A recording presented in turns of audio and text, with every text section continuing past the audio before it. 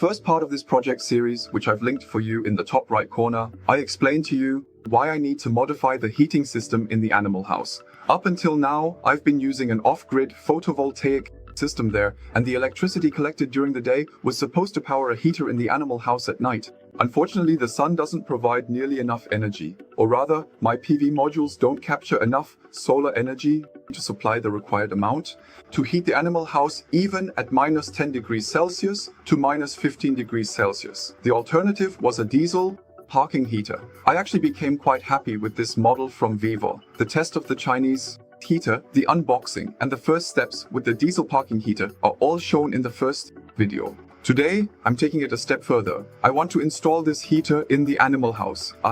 However, I won't be installing the parking heater directly inside the house, but will place it outside. I want to channel the warm air that comes out at the front here from outside into the garden house. On the other side, a hose is supposed to return the air from the animal house back into the diesel heater, so the parking heater doesn't have to reheat the cold outside air every time. The air should circulate in a closed loop to save energy. This so-called China heater, as it's commonly known, runs not only on diesel but also on heating oil. It's basically the same thing. Because it's permanently installed, I'm allowed to use heating oil as well, which saves me even more money. And yet the animals, the birds, the rabbits, and even the guinea pigs stay nice and warm.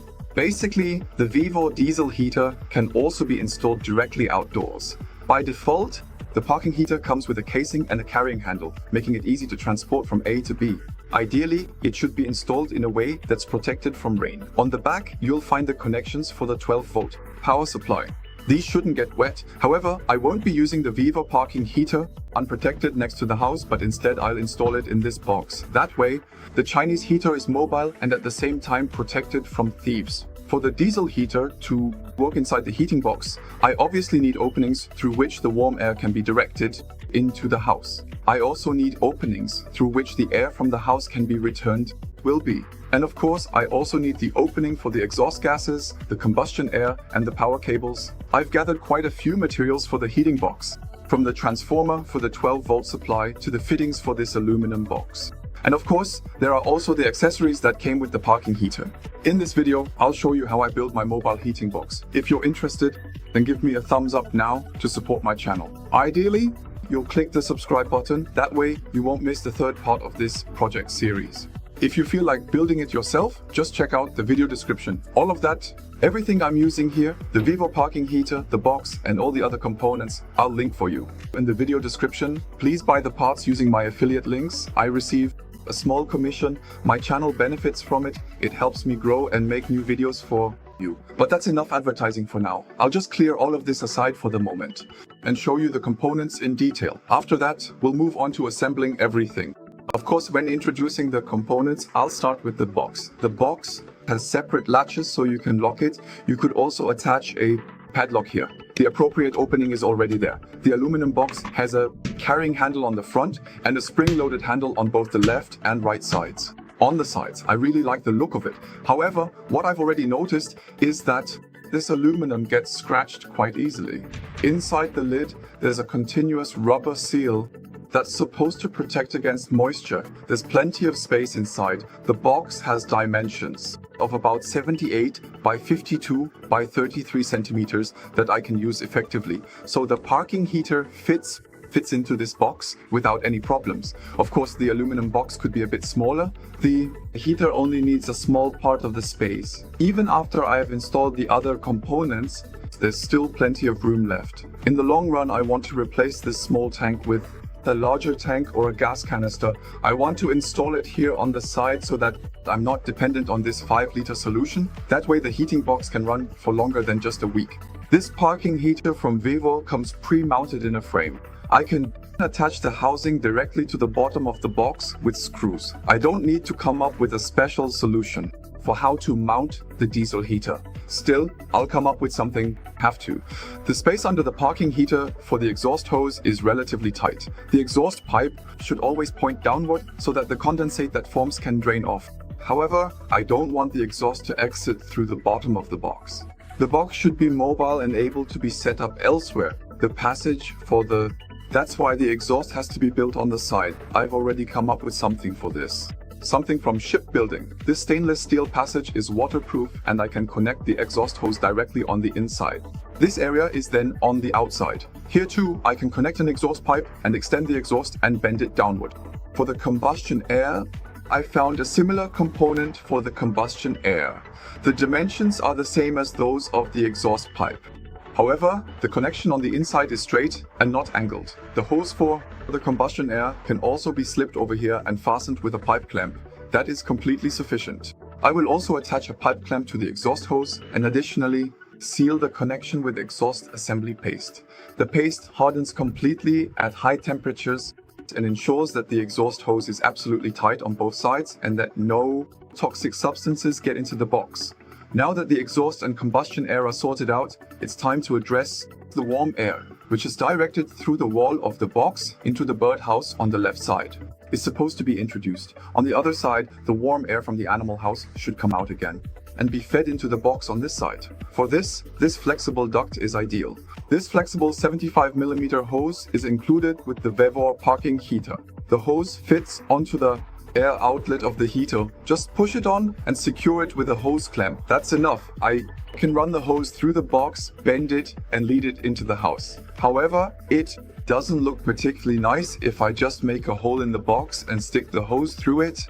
Also, the opening wouldn't be sealed and eventually I'd have the problem that insects, dirt and debris could get into the box and damage the diesel heater. For this reason, the passage should of course be sealed. To achieve this, I install a flange like this one. This is a fitting that's normally used in pond construction. For this model, I drill a suitable hole in the box. Then, the flange is carefully inserted and securely fastened with screws. After that, I can proceed to connect the 75mm ventilation pipe on the inside. The air hose fits, however, it unfortunately doesn't fit directly onto this specific connector. Both components have an identical diameter of 75mm, so it simply can't possibly fit. That's precisely why an additional connector must be used. On one side, it fits easily into the flange, and on the other side, the hose can be connected. The other end of the air pipe is then connected to the air outlet of the heater. The great thing about this solution is that I can insert a second connector into the flange from the outside at the same time. The connections are then not only really secure and tight, but it also just looks much nicer. Another advantage of this solution is that I can simply pull off the hoses that are attached to this flange from the outside. Then I can just set up the box somewhere else. This is useful, for example, in the summer when I don't need the heater box, and store it somewhere else. Disconnect the hoses, pack up the box, and put it away. Done. Exhaust is sorted. Combustion air is sorted. The circulation and heating of the air for the animal house is also sorted. The diesel has been filled. Actually, the heater box could start. But it doesn't because one important component is missing. The power supply. The Vevor parking heater, like almost all parking heaters, requires a 12-volt power supply. The power cables are connected back here. The easiest way, especially if you want the heater box to remain mobile, is to place a car battery in here. The 12-volt voltage from the car battery can then be connected directly to the positive and negative terminals of the parking heater at the back. Then the diesel heater will already work. I could use this solution, but I don't want to. I already have a photovoltaic system installed on the roof of the animal house, which I built. The PV system is an off-grid system and runs completely autonomously. The 4 PV modules supply 24 volts direct current. This is charged by the charge controller into the 3 batteries, each with 120 ampere hours. The batteries have a voltage of 12 volts. Using an inverter, the voltage is then transformed to 22 volts and the electricity is fed back into the animal house. Because in addition to the fan heater, the bird lamps, heat lamps and the regular sockets all require 220 volts alternating current. This means that I have to convert the 220 volts AC back to 12 volts DC. Only then can I use it with the Vevor diesel heater and keep the heating box mobile at the same time. The solution I came up with is to install a suitable transformer in the box. The model I have here is specifically designed for outdoor use. It has an IP67 rating. That means this model is waterproof. I could install it outside or mount it in the birdhouse and run the power cable here. However, I would like to have the entire diesel heating box mobile. So I will mount the transformer inside the box and connect the 2 outputs, each providing 150 watts together. Then I'll connect the cables to the positive and negative terminals of the parking heater. I'll get the 220 volt connection from my off-grid PV system. Now, the interesting question is, how do I get the cables through the wall of the aluminum box? Here too, I could just drill a hole and run a power cable through it, but then I'd have the same problem as with the air ducts. It's not sealed, doesn't look particularly nice, and of course, it also has the disadvantage that the cable could chafe at the entry point, and eventually, maybe even the 220 volt current comes into contact with the metal box. That's why I thought about solving the passage with a plug like this. This plug has a 3-point connection and also comes from shipbuilding. At least that's where I found it. It's simply screwed in from the inside at the opening of the box.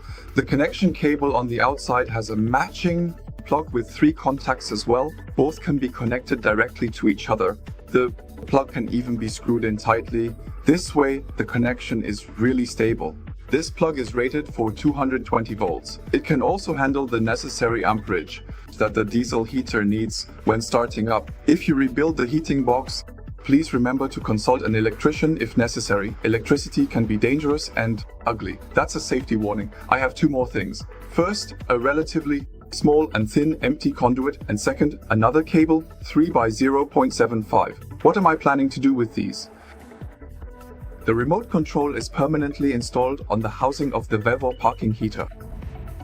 I've already checked. It's just glued on and I can remove it. Inside this remote control, inside this LCD panel, there's a thermometer built in. The diesel heater can also be controlled via the temperature. Of course, it's no use to me if I reach my desired temperature in this box, but a completely different temperature prevails in the birdhouse. For this reason, I will remove the remote control from the parking heater. I will extend the connection cable into the house and also make an opening through the wall of the box. For this, I'll use the same system as I did for the power supply. The other end of the cable I'll run into the interior of the birdhouse where I can install the remote control. That way, I'll know how warm it is inside the house, and the Chinese heater can regulate itself based on the temperature. All these components should make building the heating box with my Vevor parking heater no problem. I think I've talked enough. Give me a thumbs up now if you haven't already done so. And don't forget to subscribe. Just click the subscribe to channel button at the bottom right. If you want to build my heating box yourself, you'll find all the components listed below in the video description. Now let's get to assembling.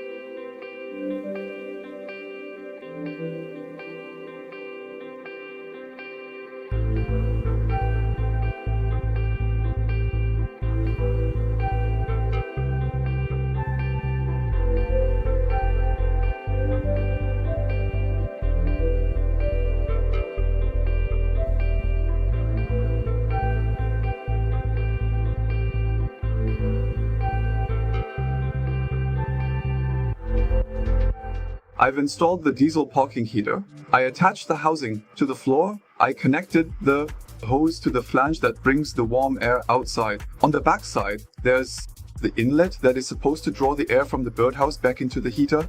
The connection was a bit tricky because the size isn't exactly the same as on the side. For this reason, I made a sealing ring that holds on both sides.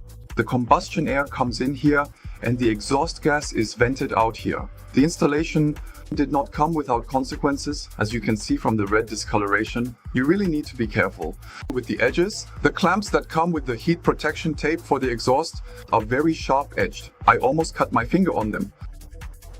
I've already prepared the electrical system. I simply screwed the transformer to the wall with 2 screws.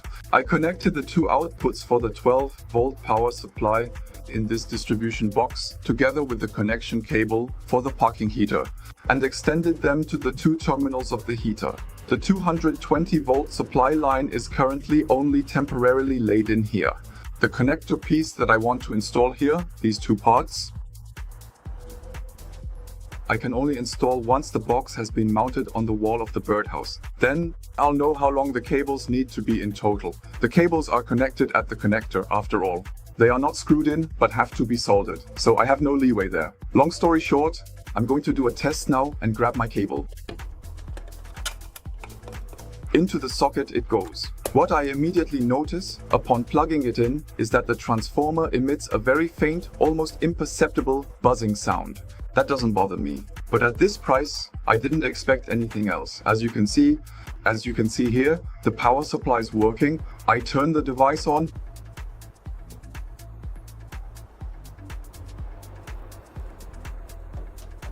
And immediately set the heating level to maximum.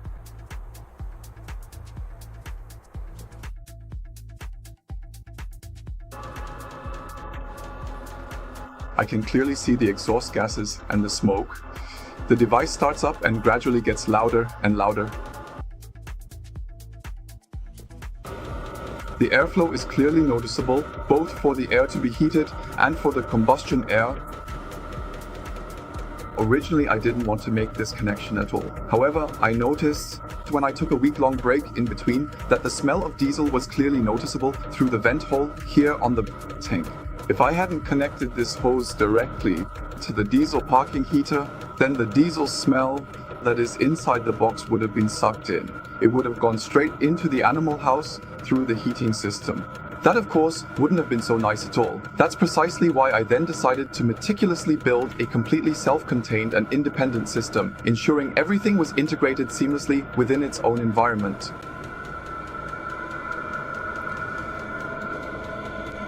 There's already some condensation water visible on the exhaust.